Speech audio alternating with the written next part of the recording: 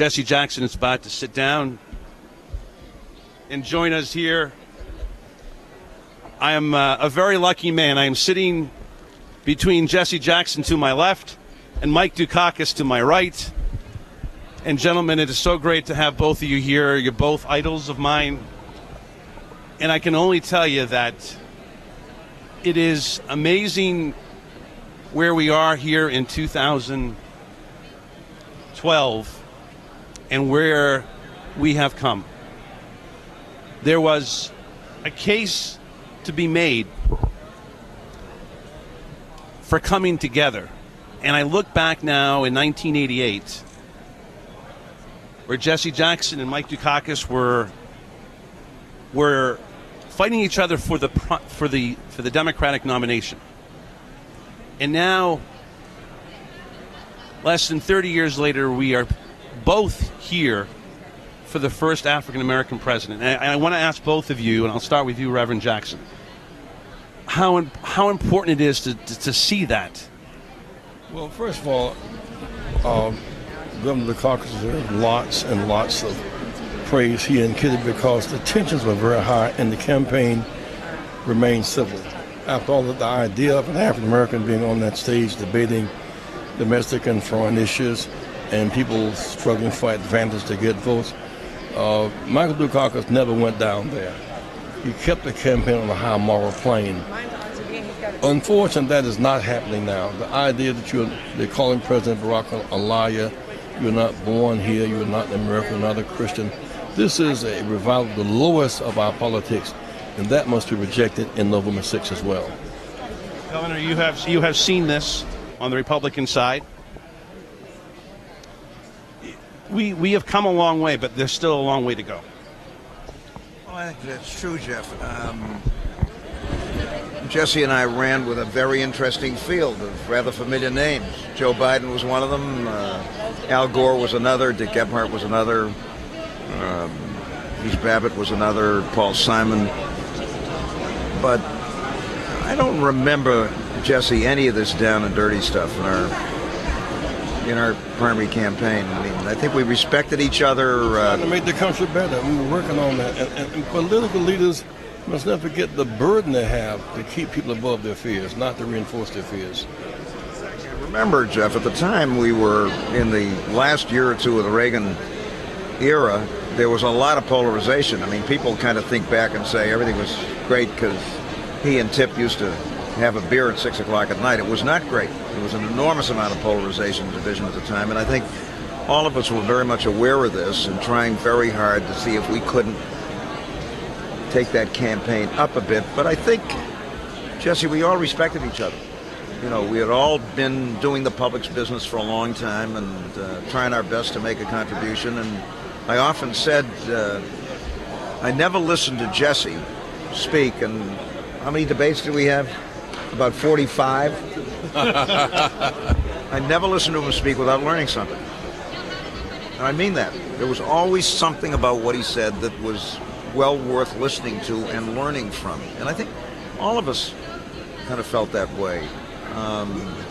Is that the case today? No, I think Jesse's right. I think that the tent has gotten more narrow. Yeah. And even now, even this is a well-scripted convention, outside of the platform debate, there are 50 million Americans in poverty. And 54 million of who are food insecure. They must be part of the big debate. And really, I think, Michael, when they go to Ohio, it's not a showdown state, 33 counties in Ohio are in Appalachia, which is where Johnson kicked off the war on poverty. It's a great time to expand the base of the national conversation. And the good news about opening up in Appalachia, he deracialized the debate. He whitened the face of poverty and took away the sting of playing off the welfare queen with the Horton-type schemes. And Lyndon Johnson had that special genius. I think it should be built upon. Let me ask you both, and we're here with Jesse Jackson and Mike Dukakis, and it is an amazing time. I don't know if gentlemen, if you've been on many shows together, but this is a privilege for me, and I think for our listening audience across this country. But it is, you know, we have the voter purges and we have these things going on in this country, but we have an African-American president, a biracial president.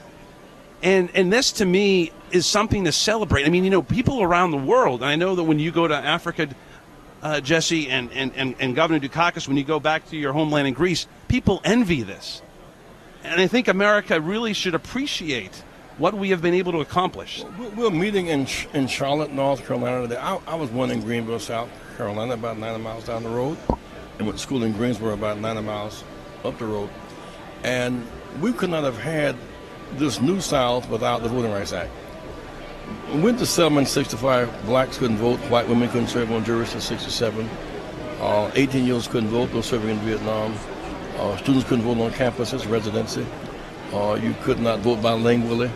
And when those walls came down, you could then have a Carolina Panthers behind the Cotton Curtain, because the curtain was down. Right. You could then have Boeing and Airbus in the South. You could then have Honda and Toyota. We changed America through the marches and the martyrs who raised the right moral questions.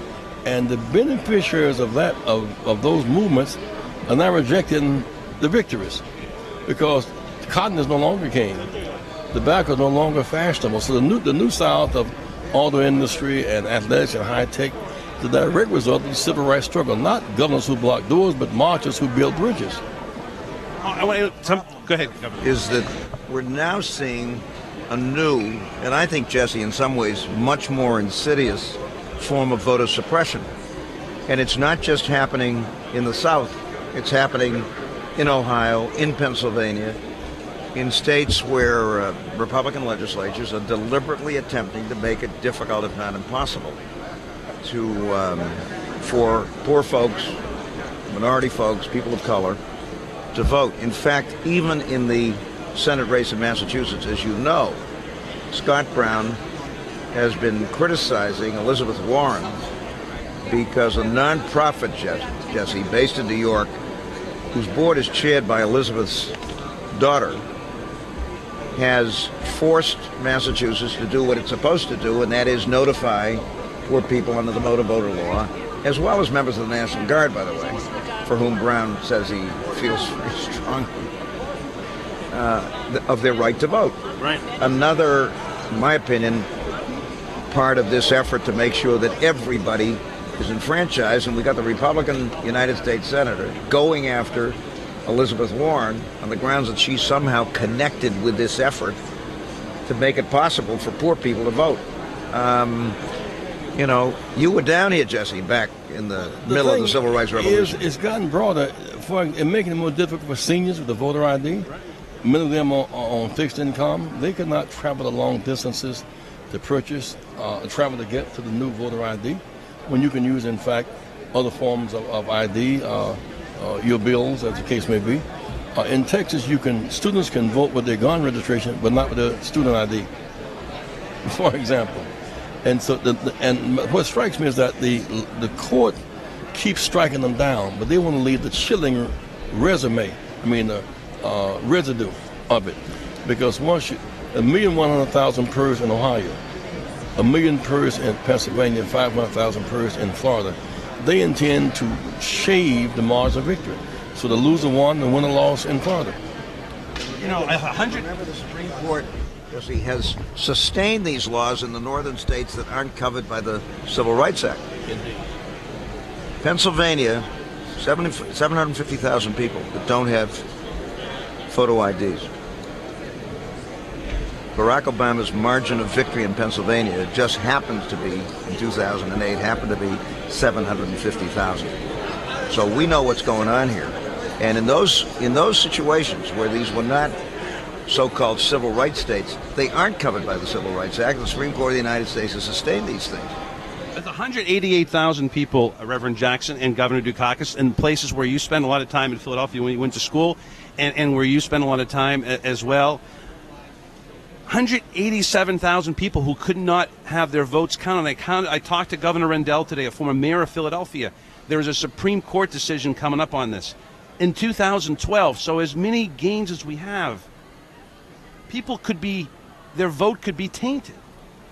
Well, in Florida, the winner lost and the loser won. Yeah. They manipulated prison rolls out of Texas into the confusion in Florida, and the Supreme Court intervened and gave the election to the loser.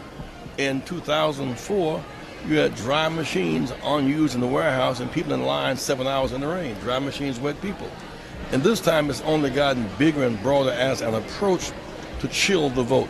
It undermines the promise of our democracy, and that's why we have to vote as never before. We're going to have to overcome the obstacles of that. We've been talking with Jesse Jackson and Mike Dukakis here on the Jeff Santos Show, coming to you live from the Democratic National Convention in Charlotte, North Carolina. Governor, you know, one of the things that you are so a big supporter of is high-speed rail and wind and solar and so forth. And Reverend Jackson, one of the things that I think that is happening here is that, you know, it is time that we start providing jobs in the inner city. You know, we can talk about making it in the USA, but I think it's time that we start making those high-speed rail corridors in inner city America, where African Americans and Latinos are the ones that are making it. You know, we have situations where people are coming in from out of state, from white states, getting those jobs. That may be 4 million jobs that people can't get to. Scott Walker in Wisconsin turned down $800 million in high-speed money. Americans can make the steel in Birmingham and in Pittsburgh. We could lay the rail and build the trains to connect people with where the jobs are. In a sinister way, it's maintaining the closed housing market. They feel if you connect, you also integrate. If you connect it, Milwaukee to Madison, Chicago, you open a whole new corridor of economic growth. The governor of Florida did the same thing. Well, Christie in Pennsylvania, New Jersey did the same thing. So this idea is another piece of the genius of Michael Dukakis. The idea of fast rail is our future. It's energy efficient. I can go to Chicago right now between 4 and 7. It'll take me 2 hours and a half to get from O'Hara to downtown. Fast rail, 25 minutes. It makes you feel stupid looking at the traffic going along a mile an hour. Jeff, when you go, as Kitty and I did to Europe this past April to explore her mother's roots, and we're on a train from Frankfurt to Paris, 180 miles an hour, 3 hours and 50 minutes, downtown to downtown. Nobody's telling you to take your shoes off. You don't have to check your bags. You don't have to spend $70 to go from Charles de Gaulle Airport into the city. Downtown to downtown in 3 hours and 50 minutes. A little embarrassing coming back to the United States and looking at the kind of rail system we have here. And by the way, in the state that we're currently in, this so-called Atlantic corridor from D.C. to Atlanta is waiting for high-speed rail. Gentlemen, thank you so very much. Governor Michael Dukakis, Reverend Jesse Jackson, it has been a privilege. Thank you so very much. Thank Michael Dukakis on a good way for being a good man. Thank you so much, Michael.